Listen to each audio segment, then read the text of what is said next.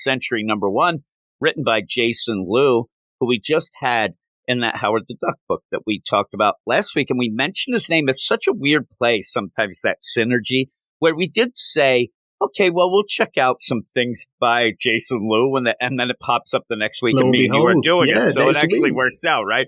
And then art by Luigi Zagaria. I'm not really familiar with Luigi. Arthur Hesley on colors, and VC's Joe Caramagna on letters. And really the only little entry deal is you get a little blurb. The Sentry, a man with the power of 1 million exploding suns. Bob Reynolds possessed the strength to tear reality asunder until he died. But legacies have a way of living on. And that's kind of what this is going to be about. I went in thinking they were just going to make somebody the new Sentry. You almost have maybe a little contest by the end. Not that people want it to be a contest, but one of these guys ends up kind of wanting the power all to himself. But it's a Sentry book, so of course we open up with Jessica Jones. And again, that it kind of threw me. Threw me too. Yeah, we have a bunch of things kind of tying in a bunch of things to Devil's Reign, King in Black. We have all these things going because Jessica, she's redoing Alias investigation. She wants to get out there. But people seem to not want to come to her with mysteries because her husband, Luke, is the mayor. It's kind of a little forced deal. I don't know why that would be. She's pretty scary, isn't she, Jim, as well, on her own. Jessica Jones, you don't want to mess with her. So you have her talking to Luke, who's watching Danny, and out of nowhere, I forgot about him from Devil's Reign, Joe, one of the kids of the Purple Man. So, and I completely forgot about that. I will tell you that the art in this is decent enough, but when you see Luke the first time, I think it's Kobe Bryant, and he's a lot thinner than what I thought. You said it was the stress from watching of the kids. Watching the kids, yeah. I really like Danny and Joe. This Joe, the Purple Man's kid, I don't know much about, but Jessica obviously does not trust anything purple. She probably doesn't even wear anything with purple on it. Like, purple is out. She hates Prince, all of it done. So she's like, oh, and even at one point, Danny's acting up and Luke says it and says, oh, Joe has calmed her down. Jessica right away, what, with mind control? He's like, no, calm down with bubbles. Just calm down. Well, Jessica seems bored. And then all of a sudden there's a crash and oh my God, now she's not so bored. She can run out. And she does end up saying, with that Fisk law, with all of these people not being able to be superheroes, she can go and do that, even though it still shouldn't, but she doesn't wear a mask, so she's good there. And she's not really doing vigilante stuff. She's going to see if she can save people. There's a building that's just destroyed.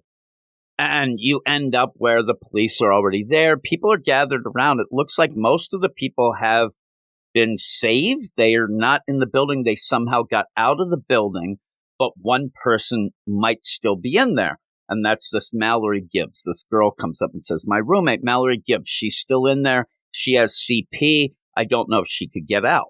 So they're worried about that. Jessica's going to want to go and save her.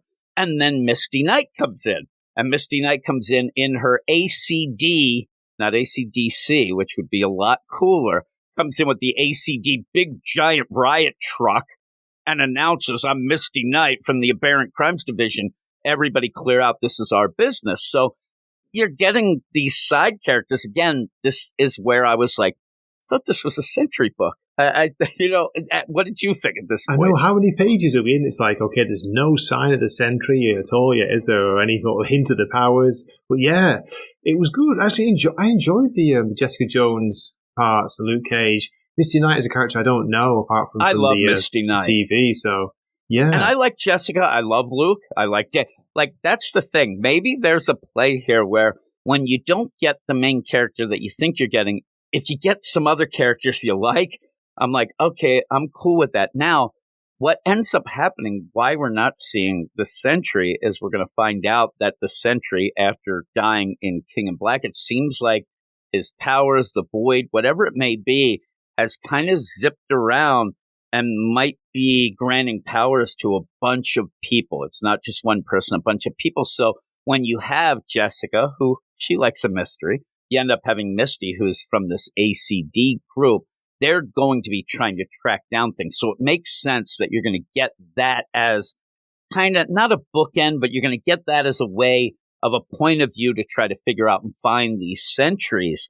But at this point, I still was confused of why we're not getting the sentry. And I just had assumed, oh man, the sentry came back, crashed into this building, and now we got to go find him, which is kind of true and not true. That was it, wasn't it? That's what we thought had happened, Jim. And you're saying that as they're they're investigating this building, this crash, they're picking up this residual energy, aren't they? So it's like, okay, the sentry was here. That's what we're thinking, but no. And they're getting this residual sentry energy. And Misty, and I'll tell people that me and you were talking, and I think that they might be a little too subtle with some of the things where Misty just says, oh, this is the kind of thing, because they think that this Mallerie Gibbs, they find some of her stuff. She's into going on the click clacks. I'm telling you, when they come up with the click clocks, she was doing like calligraphy stuff, which was helping with her CP. She's also an investigative journalist who's only allowed to do clickbait stuff. So you get a background with her. Some people might think it's a bit extraneous, but it's okay. But it sets up that she does these videos, and they're able to go and find this calligraphy stuff and then, check it for the sentry energy, which it has. But once you hear that, you think, okay, the sentry has busted in. What's going on? Bob Reynolds, all that. But she does mention that there's another kid, Ryan Topper from Columbus, Ohio, that had this residual energy. And it's just kind of named real quick and pushed aside, but it will become important by the end. But like I said, you get this background with this Mallerie Gibbs, and suddenly what happened, the sentry didn't show up. She ended up getting some sentry power. She was there, she was, doing her calligraphy, and suddenly she ends up seeing what looks like the sentry. You said it looks like He-Man attacking the Hulk, but all of a sudden she sees this vision of the sentry battling what looks like the Hulk, and then boom, she gets this power, and it's out of control. She's busting through the ceilings and through this building. She's the one that ended up bringing the building down, but in the meantime, looks like she saved everybody before it collapsed. But that's why she's missing. She ends up at one point, she's behind in the air. Like nobody turns around and sees her just floating there, but she zips off and we don't know really what happened to her. But you're more than halfway through and it's a mystery. You're wondering what is happening. And Misty, she's on the case. Jessica kind of worms her way into it and says, I'm going to help too, which seemed kind of forced, but they're going to allow that. And then you even have this Mallory's. I felt bad for Mallory's roommate. They actually okay, put her in a cell. I'm like, well, why? Why is she in a cell? But Misty really needs to get to the bottom of this. So guilt by association, Jim, isn't it? It's like, well, I didn't do anything. I told you about her. And Jessica says, that's not right. Like, you can't do that. We can do whatever we want. Do this anything. Whole government type deal. And when you go and see where in this, you're still in this riot, mobile, and you do see a picture behind that's actually this Ryan Topper, but actually just looks like Sentry. It looks like Bob Reynolds to me. And so I'm like, oh, well, there's that man. And then you see this Mallerie. So they are trying to put this case together with this quote unquote Sentry energy. So we're at this point now, and we're more than halfway through. And then suddenly it changes again. And it did throw me off. At this point where we are right now, where you have Misty say, all right, Jessica, you can help. We'll figure it out. We're actually at what would be a normal length of an issue. We're about 20, 21 pages in. So then we just completely go boom and switch to another character, Farhad Anan.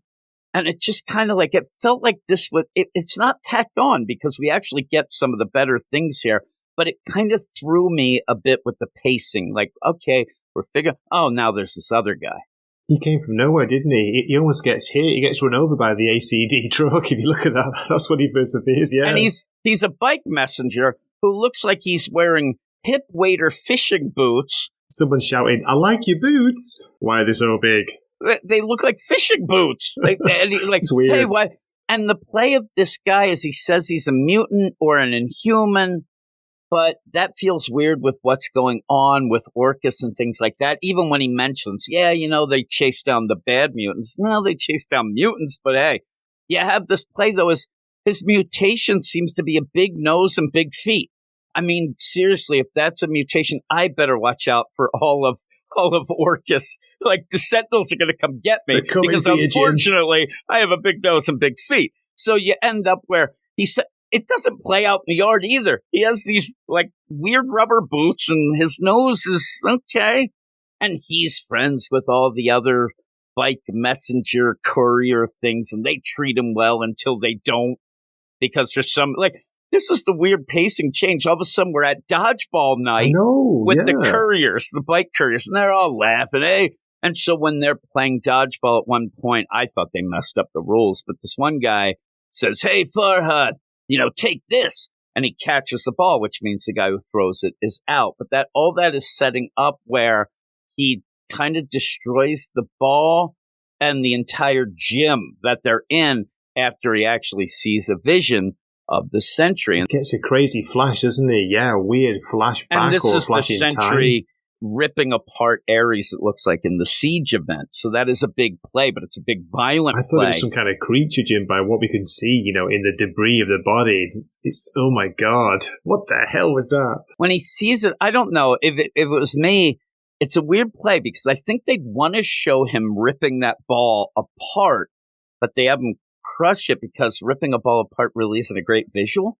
But he's there and he's blown a complete crater. Yeah, underneath him. That's right. It shows you right now, first off, any grown man who plays dodgeball, they're just going to end up at the flip of a switch. They're going to become haters because it's a weird thing in my mind to play dodgeball as an adult. Like, they're already on the edge, but these guys all start yelling, oh, man, look at that mutant. You told me he was safe, and get him out of here. They turn on him. They do. They turn him really fast, don't they? So much for being friends. Yeah, they weren't any. It kind of upset me. What also upset me is the guy who still thinks that breathe rights are a thing. The guy's got it on his nose. I'm like, come on, dude. So they end up where he's hearing all this. Even then, I'm looking like, you see the best shot of that nose.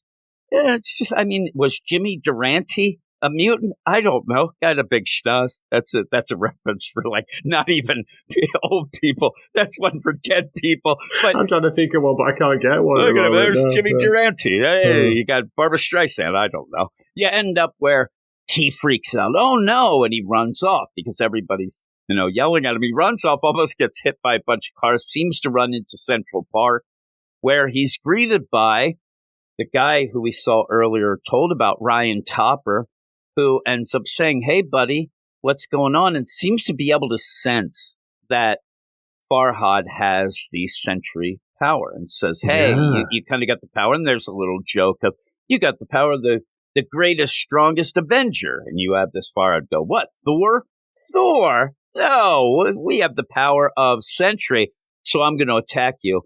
In a way that he kind of seems to know that he could steal the power from Farhad. He wants to get all the power. We already saw this Mallerie. So the villain setup, it's kind of clever. Who would be the villain in all this? How does he know what the powers are, Jim? What he has. It's weird. Has he been experimenting with them? We get no background, do we, for this guy? He seemed to be the first guy to get it, so he could have, but he's just a teenager, they said, but he's attacking now. Yeah. Here's what I don't get, and I wish the thing, because me and you, again, we don't really know the Sentry. So when he says, we all got the power of the Sentry, and I'm sure you saw, he says, I'm sure you saw something from the Sentry's past when you got the power activated. We know he saw Ares being killed by Sentry in Siege. He says this, Ryan says, I saw the Sentry fighting Hulk.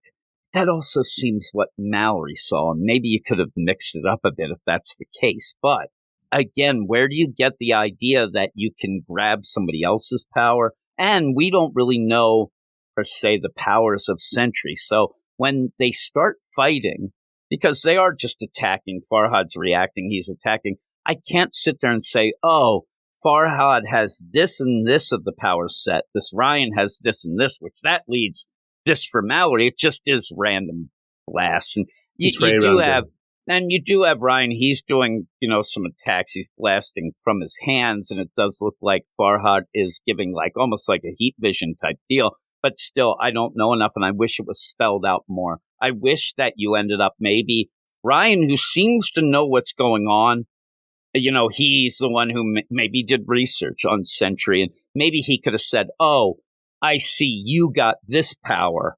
I want that, and I wonder who has the others and whatnot. It would have been a way to explain it a little more, but it's okay. I mean, you get a big fight, and you finally do, at that point, you do see Monstrosity foot, but it looks like one foot. You know what I mean? It looks like just his one leg and foot are really, really huge. It's like, the joke where when you hit teenage years, your one forearm as a boy gets a lot bigger for reasons that we won't discuss. But it looks a bit like Rita Farr, Jim, from the Doom Patrol, from the TV version. Yeah. It's like, wow, a huge It also leg. reminds me full off of The Simpsons when he's in Australia and they call for the boot. The one guy's there with the boot. Come in. That's Farhad. But yeah, he's able to take some of the blasts and things like that, but then finally, after, looks like it's kind of back and forth. Yeah, it looks pretty level, doesn't it, to start with? Yeah. Yeah. And this Ryan ends up saying then, hey, and at one point you do get giant foot attack too. I want to point that out. Pretty cool. But at one point this Ryan says, hey, I kind of know how to fight dirty, and completely rips off the arm of Farhad. And I'm like, oh no, like, what does this do? What does this mean? And then he ends up saying, thank you for donating to the Ryan Topper's New Sentry Fund. I'm feeling so much stronger now and seems to be able to grab the power from Farhad. Okay, I don't know how, why, but he does it. He's powering up, but he's definitely the villain. And then, of course, the other person that we saw, Mallerie. Oh, what's up with her? She flew off. Well, it looks like she went to the fetal position on the moon because she's afraid of hurting people and seems to think that she did really hurt some people. But when she says, oh no, this is the only way, no one else gets hurt, you see some other characters, and I'm not so sure that they aren't it's weird. Are they being set up as the other Shazam family, the Sentry family team? Yeah, and I don't know, because I don't know enough of what we saw with the characters already in this book. I don't recognize these guys. You have one guy who looks like he's got a Britney Spears mic and possibly a Luffy hat doing his deal. You have what looks like a waitress, and then you have somebody typing, which I thought might be her, but it doesn't look like it, so I'm not sure. But as you said earlier, it did look like we might, and now the cover might be deceiving the way it's playing, but isn't there 5 people on the cover?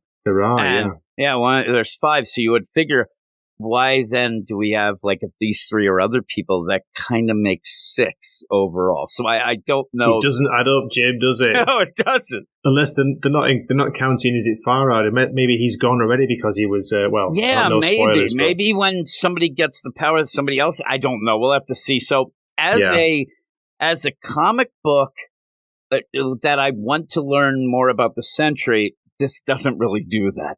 But as a story with characters that I like Misty and Jessica, even Luke, maybe a little Danny. I doubt we'll get any more Danny, but I do love Danny.